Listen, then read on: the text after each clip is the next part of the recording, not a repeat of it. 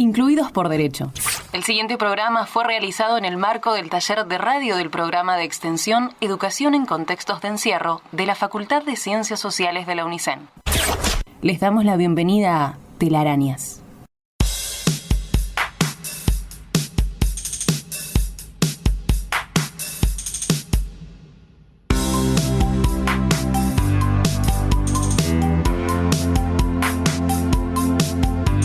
Hola amigos y amigas, tengan ustedes una muy buena tarde. Bienvenidos a Telarañas, Voces en Libertad por Radio Universidad.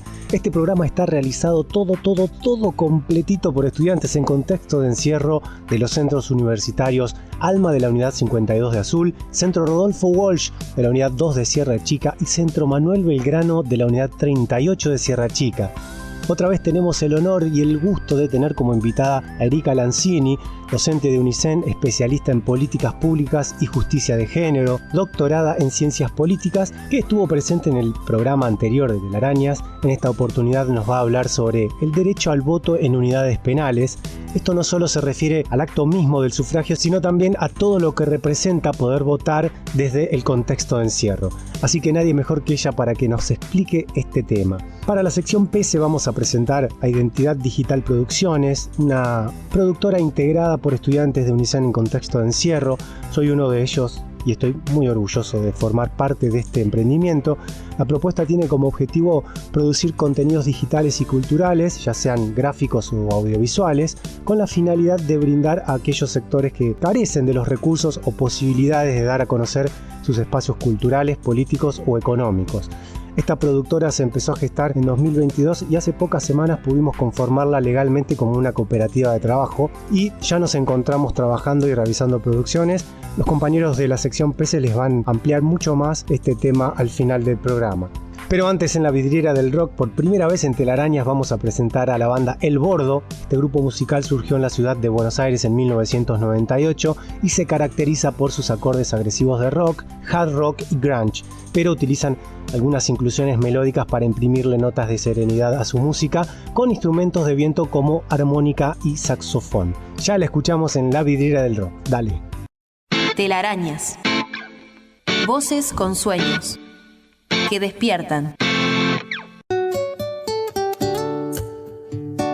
Ya comienza la vidriera del rock, el espacio musical para dar a conocer nuevas voces del rock nacional. Escúchalo en Telarañas. Buenas tardes, fanáticos de la música. Bienvenidos a todos a esta nueva edición de la vidriera del rock. Esperamos hacerles pasar un excelente momento. Acomódense y prepárense para escuchar a nuestra banda de hoy, El Bordo. Hola, gente bella. Nos ocuparemos en esta tarde de este grupo musical que se originó en Buenos Aires allá por el año 1998, tras una presentación en una fiesta de estudiantes de la Escuela Superior de Comercio Carlos Pellegrini. Es un grupo musical con influencias de rock progresivo, hard rock y grunge, junto a inclusiones melódicas de instrumentos de viento como armónica y saxofón. Todo empezó como una mera casualidad o improvisación entre compañeros de una secundaria, que se juntaron por primera vez para tocar en una fiesta de cumpleaños a pedido de un amigo. Tal fue la química entre ellos que pasó de ser un encuentro para zapar a gustarle la idea de hacer algo formal. Poco tiempo después, ya como grupo, comenzarían los ensayos. La primera formación sería con Alejandro Kurz en las voces y guitarra, como hasta el día de hoy, Miguel Soifer en la batería, Pablo Spivak en el bajo y Mariano Botti como manager. Meses después de estas primeras reuniones y ya con la decisión tomada de que todo iba en serio, solo faltaba un nombre. Lo bautizaron con el nombre de El Bordo, ya que el vino bordolino era el que solían tomar en sus largas horas de ensayo. Como todo, tiene un comienzo. Su primera presentación oficial fue el 17 de noviembre de 1998 en la Colorada de Caballito. Un año más tarde, se subirían a esa historia que estaban escribiendo Leandro Cohn en la armónica, que ayudaría a ampliar el sonido que hasta el momento tenía la banda. La segunda quincena de enero del 2000 comienzan con sus recitales masivos. Su primera gira fue por la costa atlántica y, si bien fueron sin saber que era lo que les esperaba, lograron reafirmar el compromiso como amigos y para con la banda, tomándola como un proyecto serio. Por la sumatoria de logros, era evidente entrar a estudios de grabación y concretar la grabación de su primer demo, titulado Paso a Paso. El 2001 arranca con Problemas. Ale se lesiona la mano e incorporan a Guido Pérez Fantini como guitarrista. Y también a un excelente percusionista como lo era Ezequiel el Negro Puga. En el 2002 sería el año en que graban su primer CD, Carnaval de las Heridas. De ahí salió uno de los himnos de la banda, Los Perdidos, tema que sonaría en todas las emisoras de radio sin parar. En el año 2003, Guido deja la banda y se suma Diego Kurz en guitarra y coros, hermano de Ale. Ese año tuvieron el placer de tocar a la par de excelentes bandas reconocidas como La Renga y Callejeros, teniendo sus primeros momentos de gloria. El 2004 sorprende a sus seguidores con un nuevo disco, Un Grito en el Viento, con 12 temas y un track interactivo, presentándolo con excelentes shows que realizaron con Los Gardelitos en Cemento a fines de ese año. Entre fines de diciembre del 2005 y los primeros meses del 2006, lanzan el tercer CD, En la Vereda de Enfrente, que se grabó en los estudios del Abasto al Pasto y cuenta con 13 canciones. En octubre del 2006 llenan su obra, Anhelo de todas las bandas, por supuesto que con un lleno total y con la particularidad de no haber hecho publicidad en radio, televisión ni diarios, solo el boca en boca. En diciembre del 2007 presentan su cuarto CD, Ya Canto, en el microestadio de Ferro. Al año siguiente, la banda dedica su tiempo a recorrer el país presentando su nueva placa y llegando a miles de fans que nunca los habían visto en vivo. Pasan por más de 50 ciudades del interior argentino, donde se animan a cruzar también el charco y llenar varios shows en algunas ciudades de Uruguay. En agosto del 2008 llega su primer cumpleaños importante, sus primeros 10 años de vida, y lo hacen con todo, en un esperado recital en el microestadio de Argentinos Juniors que quedó en la memoria de todos. A las pocas semanas, el grupo participa del ciclo inaugural de los estudios Norberto Napolitano de la radio Rock and Pop, transmitido en vivo por radio. El 2010 tuvieron el honor de participar en el escenario principal del festival Cosquín Rock, dando muestra de la importancia que ya tenía la banda. La consecuencia fue una gran aceptación por parte del público que asistió al festival. Ese año, El Gordo también lanza el álbum Historias Perdidas, compuesto por 11 canciones. Fue un éxito musical con temas muy completos y pegadizos, como lo fueron Siento, El cielo va a brillar y Donde vagan los sueños. En octubre del 2011, La Vida le da un bonus track a la banda, donde se presentan en el Estadio Único de La Plata como una de las bandas teloneras de Guns N' Roses, algo que les llenó el placer como músicos. En septiembre del 2012 lanza su primer material audiovisual compuesto por CD-DVD bajo el nombre de Vivo en lo que pensás. Las imágenes fueron tomadas de diferentes conciertos que la banda realizó en el Teatro de Flores, Groove de Palermo, Auditorio Sur de Temperley, donde se los puedes ver arriba del escenario, en viajes o incluso en los camarines, tomas que mostraban una intimidad que ellos querían mostrar a su público. Entran en un periodo de más de 3 años de inactividad desde la salida de Historias Perdidas, su último álbum de estudio, hasta la decisión de todos los integrantes de El Gordo de internarse nuevamente a grabar, algo que hicieron en el estudio Roma y Roma para grabar su 6º disco. El 2014 los recibe con el disco nuevo Hermanos, luego de haber pasado los últimos meses del 2013 festejando sus 15 años arriba de todos los escenarios del país. Este nuevo disco contó con la producción de Ale Vázquez, quien ya había trabajado con ellos en la producción de Vivo en lo que pensás. Su presentación oficial fue en el Estadio Malvinas Argentinas, en un show que va a quedar en el recuerdo de todos los que tuvieron la posibilidad de asistir, por su alto grado de emotividad. Hermanos fue galardonado con el premio Disco del Año por la encuesta de Sí de Clarín. Llegó al Refugio al año siguiente, grabado íntegramente en su propia sala de ensayo, Anhelo de toda la banda, en el barrio de Almagro. El 31 de agosto del 2018 lanzan el acústico en vivo Instante Eterno, grabado durante un show en la Usina del Arte, en Buenos Aires, con la participación de bandas amigas como La Condena de Caín y Guasones. De más está decir que fue un show donde la banda dejó sin aliento a sus seguidores.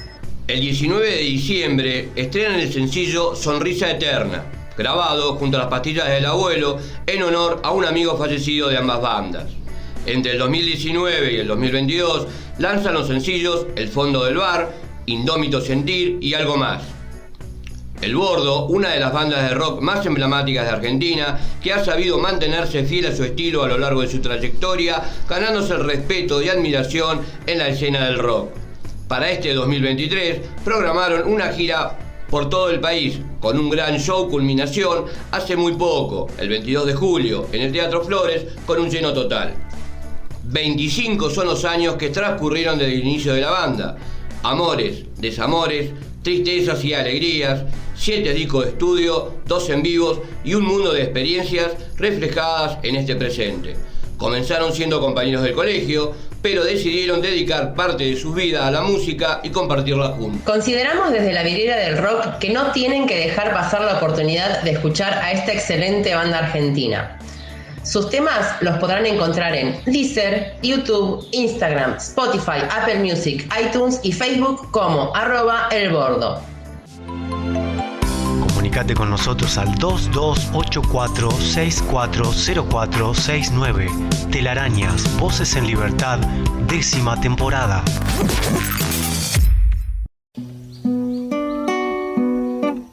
Si vivís una situación de violencia de género, podés acercarte a la Dirección de Políticas de Género. San Martín, 1106. Teléfono 417400. Hay que encontrarse, reconocerse. Nos queremos vivas, nos queremos fuertes. Municipalidad de Olavarría. Telarañas, 10 años en el aire.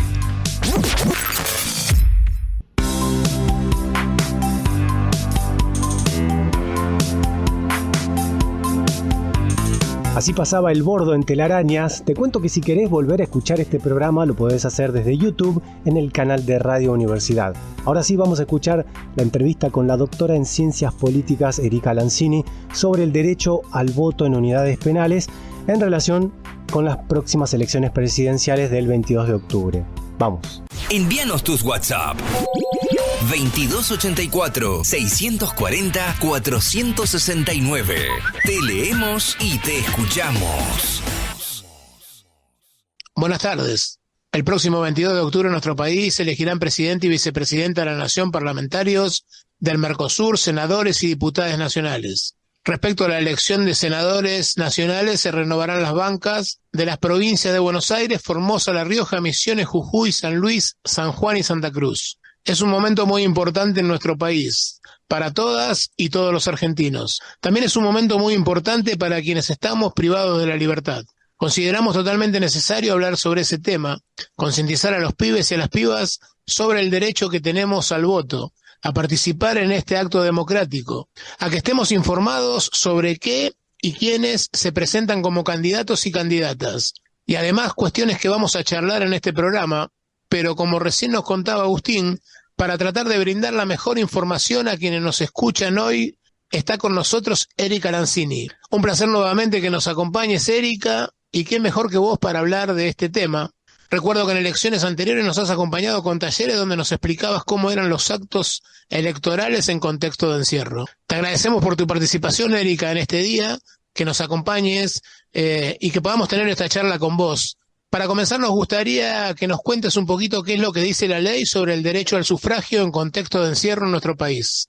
Hola, buenos días, buenas tardes. Gracias otra vez por la convocatoria. La verdad es que en este contexto, ser parte de estas conversaciones, poder conversar con ustedes acerca de lo que implica el derecho al voto, sabiendo que es un derecho que ha sido, si se quiere, arrancado al poder dominante por todos los sectores que de a poquito hemos logrado esta posibilidad de expresarnos y también de poder pensarnos en ocupar espacios de representación política para que los intereses de la comunidad, de nuestros pueblos, de nuestra gente, de nuestros compañeros y compañeras tengan una voz en los espacios de decisión.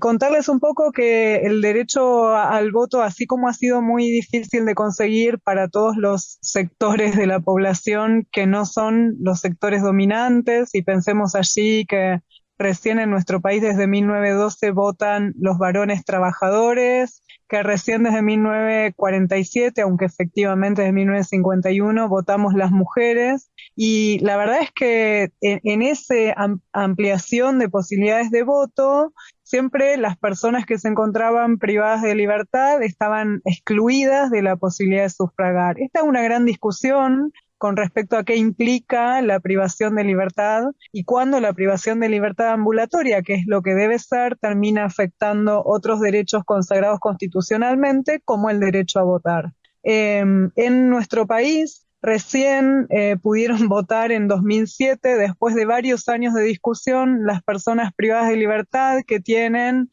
una prisión preventiva, es decir, que tienen un estado en su causa que es procesado y no un estado con una causa con condena firme. Es decir, que aún ahora, y estamos hablando de que hace muy poquitos años, que pudieron sufragar por primera vez dentro de las unidades penales, todavía ni siquiera el derecho al voto alcanza a la totalidad de las personas. Hoy, teniendo en cuenta que en Argentina entre 47 y 48% de las personas detenidas están detenidas sin condena, ese es el porcentaje de población que está pudiendo acceder a este derecho, mientras que el derecho le sigue siendo negado al resto de la población detenida. El derecho al voto en tanto tal para las personas privadas de libertad fue posible a partir de una modificación del Código Penal que se propuso mediante una ley, la ley 25.858 de diciembre del 2003. Sin embargo, recién esa ley se reglamentó en el 2006 a través de un decreto que se publicó el 28 de septiembre del 2006 en el Boletín Oficial y pudo hacerse efectiva en 2007. Y en el año 2007, elecciones muy similares a las que tenemos este año, elecciones para los cargos ejecutivos y legislativos, fue la primera vez, 28 de octubre del 2007, que las personas privadas de libertad sin condena firme pudieron emitir su sufragio. Bien, Erika, en relación a esto que nos contabas de que quienes pueden votar en las unidades penales son aquellos que se encuentran procesados o aquellos que se encuentran penados en primera instancia, digamos, o sea que la pena no se encuentra firme, son estas personas las que pueden votar, pero en la realidad sucede quizás otra cosa. En la realidad, personas que se encuentran penadas y con condenas firmes también a veces son o se encuentran en los padrones para poder votar. En ese caso, las personas deben igual acercarse a votar, pueden exponer de que según la ley no estarían como autorizados a votar. En realidad ahí pueden suceder varias cosas. Primero pensemos que quienes dictaminan las sentencias y establecen los estados de las causas por las que las personas están privadas de libertad es el Poder Judicial. Quien determina la confección de los padrones tiene que ver con la Cámara Nacional Electoral, dependiente del Poder Ejecutivo. Entonces, ya ahí puede haber desfasajes en términos a cuán rápido se actualizan los padrones, digamos. Hay todo un proceso de confección de padrones que probablemente no recoja toda la información respecto de el estado de causa de cada una de las personas detenidas. Eso por un lado. Por otro lado, los padrones se publican bastante tiempo antes de que se realice el acto eleccionario. Entonces, en ese tiempo es probable que una persona detenida haya recibido ya una sentencia firme. Y entonces aparezca en el padrón aun cuando por ley no debería estar.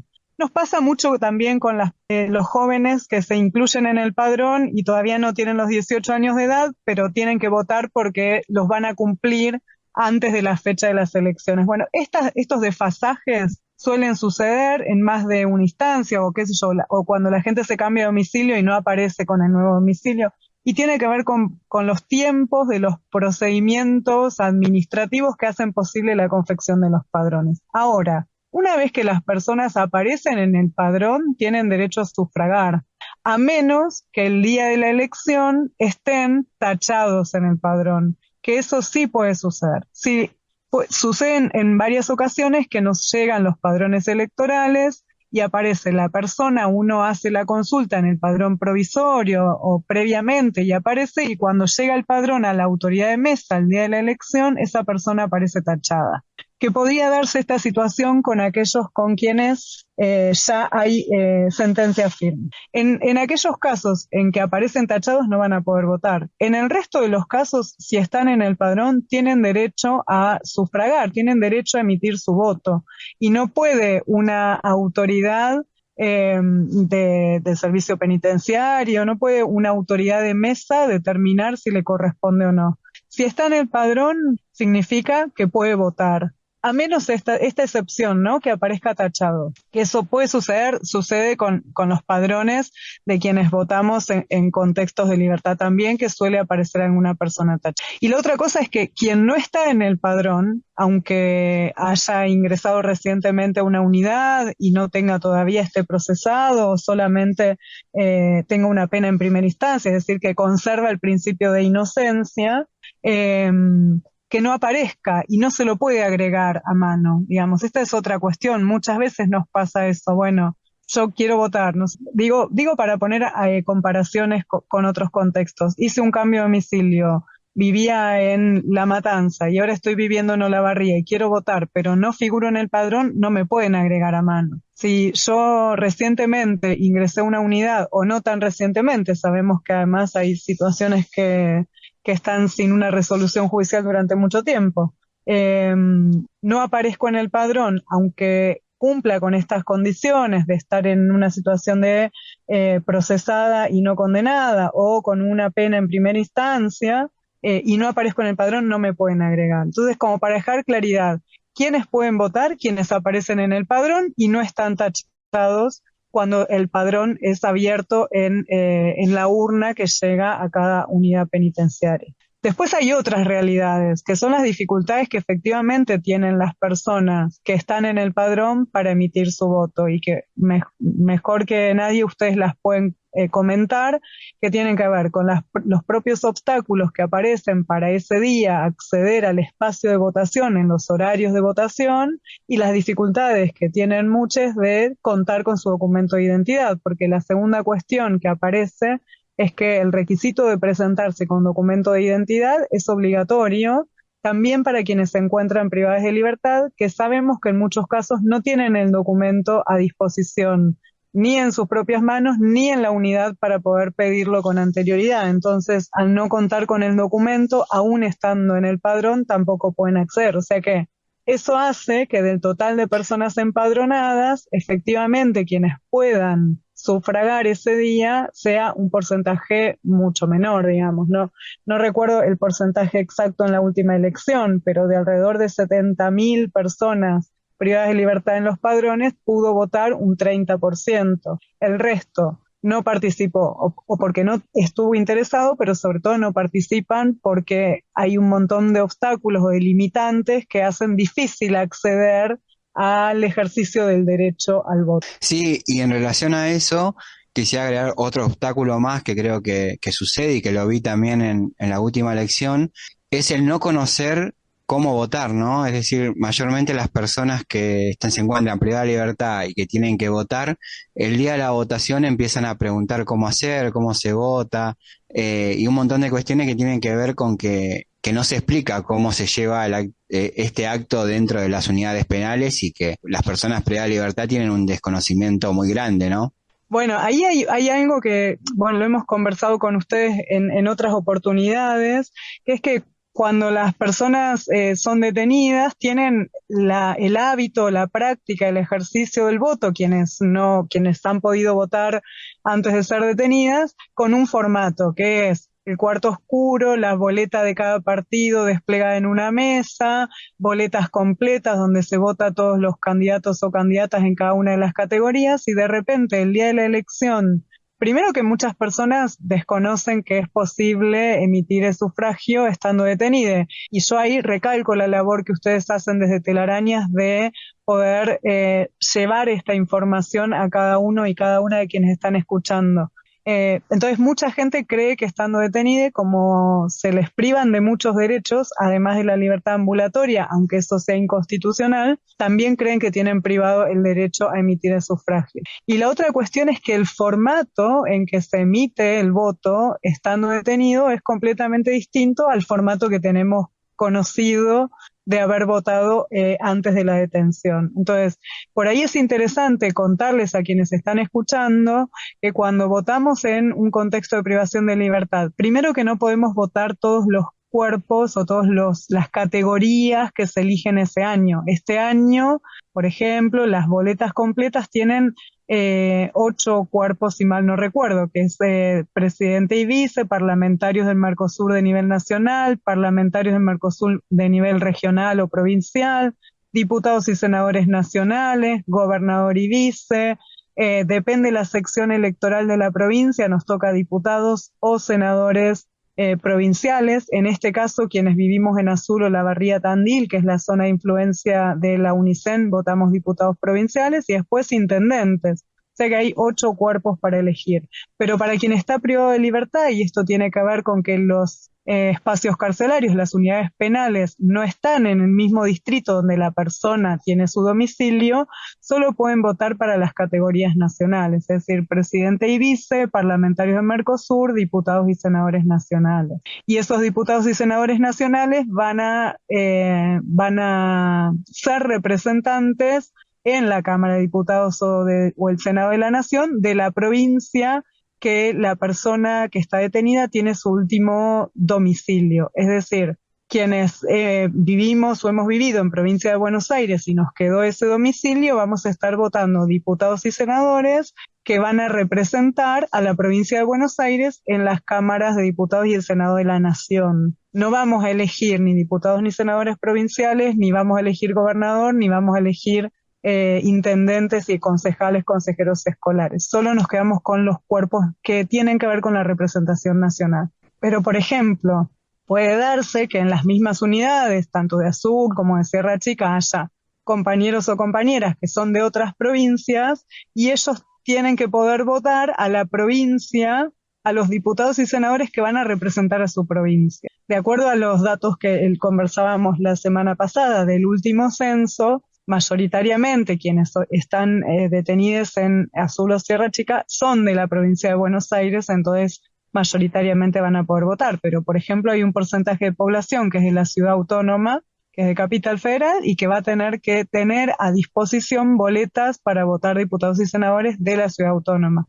Eso implica toda una ingeniería para la justicia electoral, la Cámara Nacional Electoral, de manera conjunta con los servicios penitenciarios federales o provinciales, que no siempre está aceitada de manera tal que garantice el acceso al voto. Cada vez se va haciendo más ágil y cada vez se va exigiendo más, en gran medida porque dentro de las unidades las personas privadas de libertad vienen de proceso de fortalecimiento de la ciudadanía política. Lo que ustedes hacen con Telarañas en estas ocasiones, lo que hacen todo el tiempo en las aulas universitarias es fortalecer la ciudadanía de quienes están transitoriamente en condición de privación de libertad, y cada vez más el servicio y la justicia electoral empiezan a ver necesaria garantizar la posibilidad y entonces a tomar medidas en ese sentido. Pero el tema del acceso a la información, que es lo que vos señalabas, Juan Pablo, es fundamental.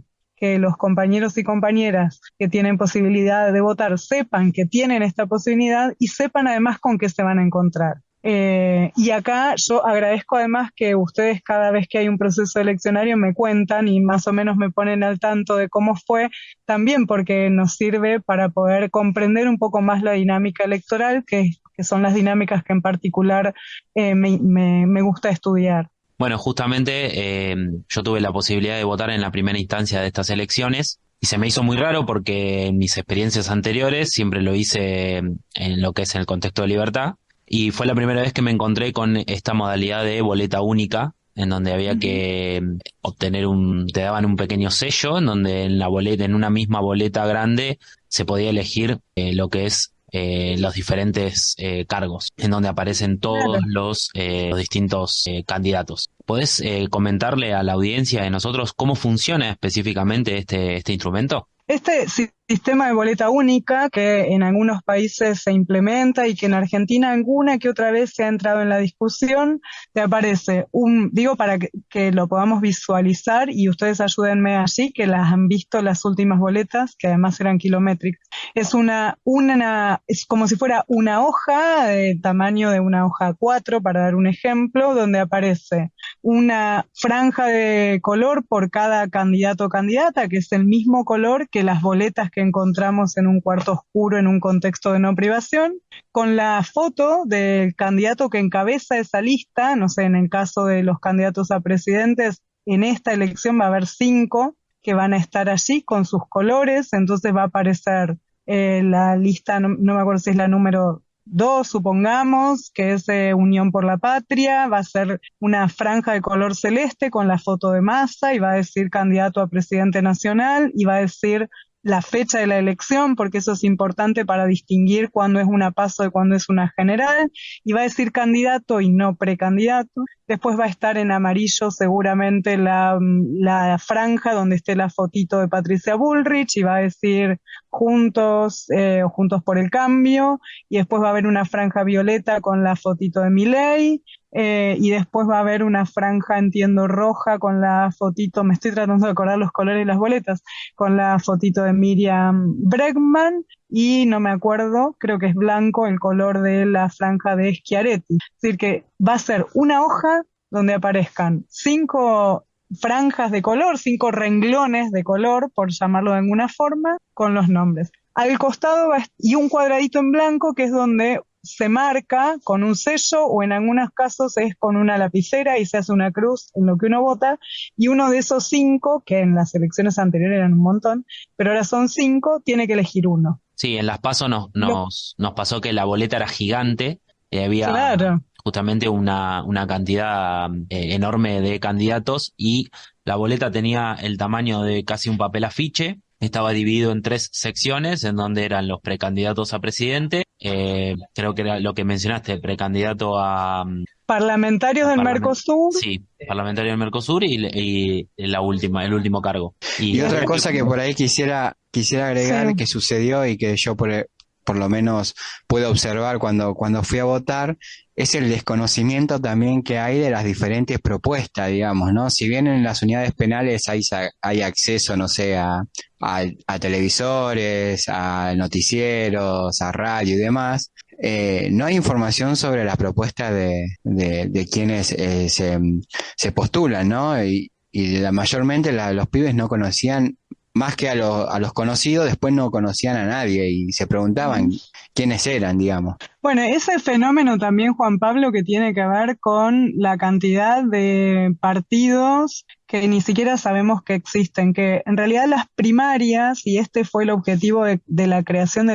la aprobación de la ley de PASO, en realidad se llamaba Ley de Reforma Política, tenía un nombre muy largo, pero se la conoció como Ley de Reforma Política ya por el 2009, que creó las PASO, las primarias abiertas, simultáneas y obligatorias, justamente para achicar la cantidad de partidos que compiten en una elección efectiva. ¿Por qué era necesario eso? Y porque si vos mantenías sin PASO, imaginémonos esa boleta tamaño papel afiche que ustedes vieron, que había creo que eran 26 listas o 28 listas de precandidatos o precandidatas a presidente. Si esa hubiese sido la elección general, tal vez quien gana la elección la gana con el 12% de los votos. No está sucediendo porque los votos por desconocimiento o porque uno entiende la dinámica partidaria, se aglutinan en 3, 4, 5 fuerzas. Pero si no hubiesen estado las PASO, nosotros corríamos riesgo, y con la experiencia del 2001 y lo que fue toda la explosión de los partidos políticos en el 2001, de terminar teniendo por presidente o presidenta un candidato que sacaba el 15% de los votos, o el 12%, o el 10%, porque si todos los votos se reparten entre esos 28 partidos, vos podés tener un presidente que tenga muy poco lo que se llama legitimidad de origen, esto es, muy poco apoyo para iniciar un proceso de gobierno. En cambio, al tener las PASO primero, se aglutina el voto y entonces ese proceso que llamamos de agregación partidaria hace que de cada partido solo quede un candidato y que además no todos los partidos estén en la elección general, sino solo aquellos que han dado cuenta ser los más apoyados por la ciudadanía. Por eso la elección, en este caso el domingo 22, seguramente va a ser del tamaño de una hoja A4, porque pasamos de 28 listas a tener 5 posibilidades para elegir. Y el otro dato interesante es que nosotros estamos acostumbrados que está en una boleta común la primera parte de Poder Ejecutivo, ya sea nacional, provincial o local, está solo el dato del candidato a intendente, mejor dicho, solo el nombre de candidato a presidente y vice, solo el nombre de gobernador y vice, y después intendente y concejales. Pero en las demás partes de una boleta, nosotros cuando agarramos una boleta tradicional, ahí 20, 30, de acuerdo a la provincia, a la sección electoral y demás, cantidad de posibles legisladores, diputados, senadores y demás. En el caso de la boleta única, no aparece toda esa lista, aparece solo el nombre de quien encabeza esa lista. Entonces uno tiene que elegir parlamentario del Mercosur por el primero y por la lista, pero no podés tener un conocimiento real de quiénes son los demás candidatos porque no aparecen todos los nombres de los candidatos. Ese es el modelo de boleta única, y el sistema de tachas, que es marcando con una cruz a quien quiero o con un sellito, hace eso, hace que también perdamos conocimiento de quiénes más están dentro de esas listas de candidatos o candidatas, porque por una cuestión de achicar la cantidad de lugares que se ocupan en una boleta, aparecen solo los nombres de los primeros. Y eso va en contra de la democratización del conocimiento, si se quiere, de quiénes son. ¿Nos podés contar, al momento de emitir el voto, ¿no? ¿Qué tendríamos que tener en cuenta que se garantice para que se respete justamente ese derecho? Bueno, lo primero es que vos vas con tu documento, que es una exigencia, y que te garanticen que no haya esto, por ejemplo, que te digan, no, pero vos ya tenés condena.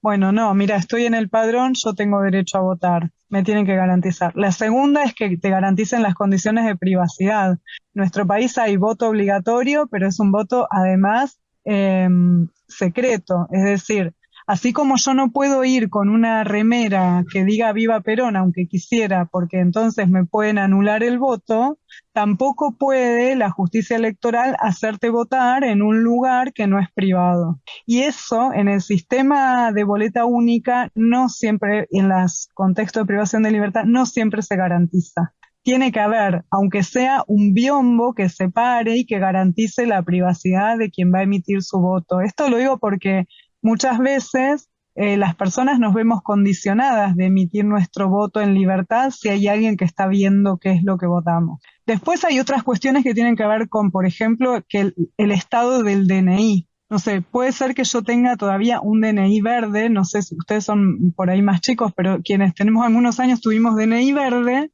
y a veces no hicimos renovación de DNI.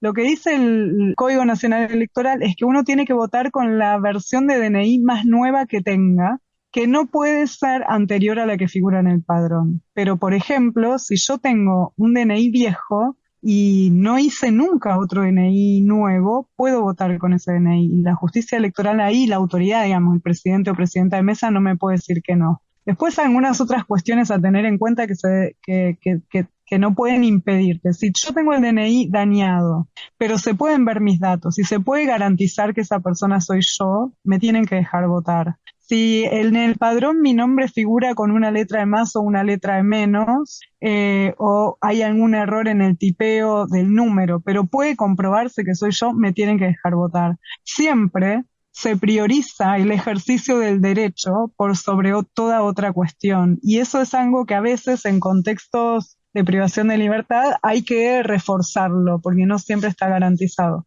Pero me parece que lo más importante son como estas dos cuestiones, que nunca tiene que ser primero la negativa a votar, digamos, justamente en nuestro país se incentiva constantemente que las personas ejercitemos nuestro derecho y por eso el voto es obligatorio. Y después la cuestión de la privacidad, que a mí me parece que es fundamental. Y obviamente y esto ya tiene que ver con el funcionamiento del servicio penitenciario, garantizar que todas las personas puedan acceder al lugar donde se destinó que funcione en cuarto oscuro en el horario que está previsto de franja electoral. Porque no puede, digamos, y allí entendemos que hay que apelar al compromiso de las autoridades de cada unidad para garantizar que quienes están en el padrón y quieran y puedan votar, puedan hacerlo, puedan acceder al cuarto oscuro, al lugar de votación. En realidad no hay cuarto oscuro, pero sí al espacio de votación en el momento en el que está previsto que se desarrolle la elección. Y eso es fundamental, ¿no? Allí el compromiso también de las autoridades del servicio. Otra pregunta que quería hacerte, Erika, es en relación a esto que contábamos al principio, ¿no? Que de 70.000 personas que estaban, que podían votar dentro de las unidades penales, votaron creo que 30%. En relación a ello, ¿podemos negarnos a votar? Y si nos negamos, ¿qué consecuencias podemos tener?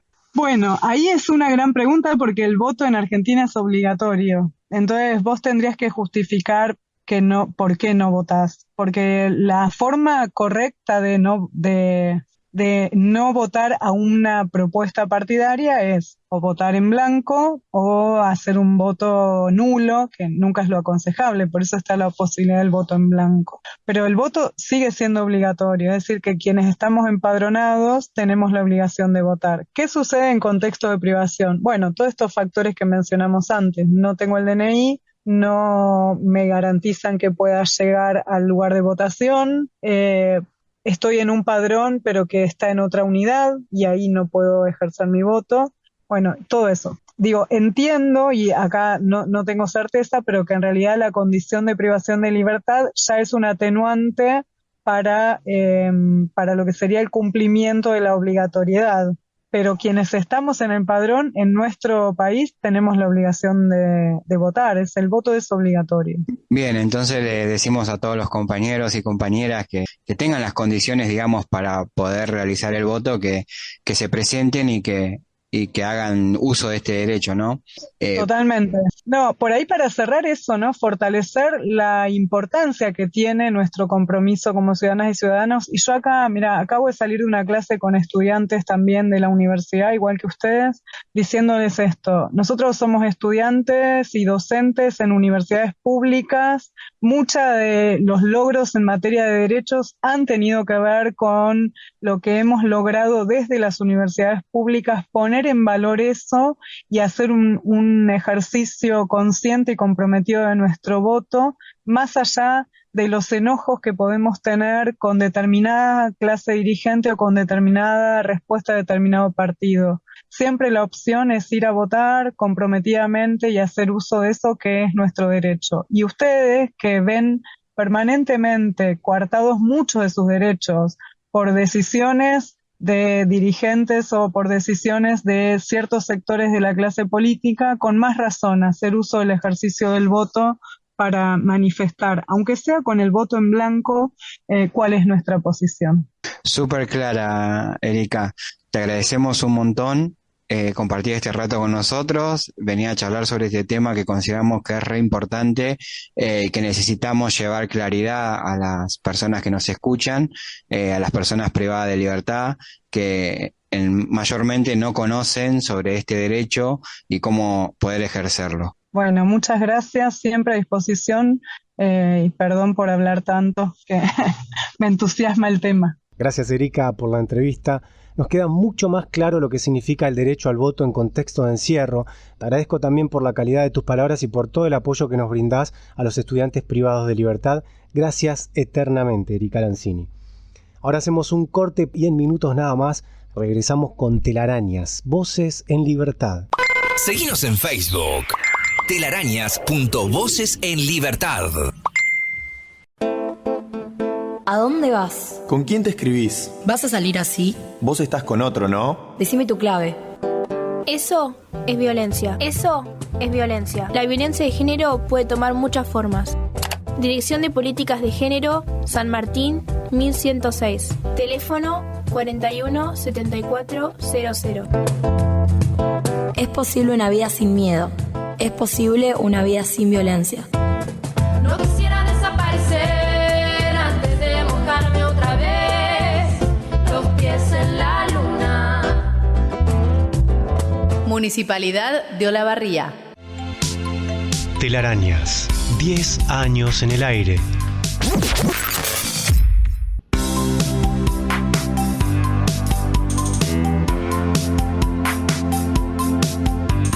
Estamos de vuelta en Telarañas por Radio Universidad. A vos que estás escuchando el programa te digo que si querés mandarnos un mensaje podés hacerlo a través de WhatsApp al 2284-640469. Ahora sí llegó el momento de presentar a la sección PESE. En esta ocasión los compañeros nos van a hablar acerca de Identidad Digital Producciones, una productora de contenidos gráficos y audiovisuales integrada por estudiantes en contexto de encierro. Escuchamos. Entrá a nuestro canal de YouTube. Suscríbete, dale a la campanita y entérate de todo nuestro contenido. YouTube, Centro Cultural Itinerante, El Musguito.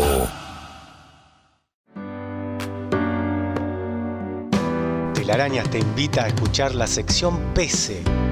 Diferentes actividades que los y las estudiantes realizan en el marco del programa de educación en contexto de encierro.